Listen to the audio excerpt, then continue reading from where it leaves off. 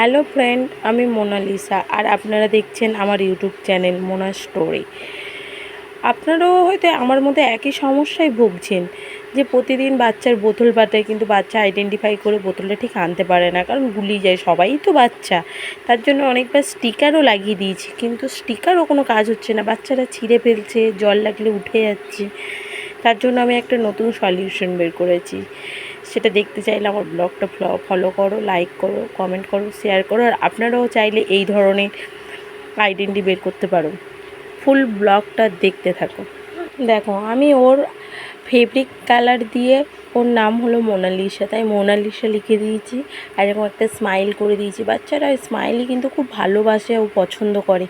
তাই আপনারাও চাইলে এরকম আপনাদের ওয়াটার বোতল হোক, টিফিন বক্স হোক, করে দিতেই পারেন, কিন্তু যাতে বাচ্চারা না গুলিয়ে ফেলে।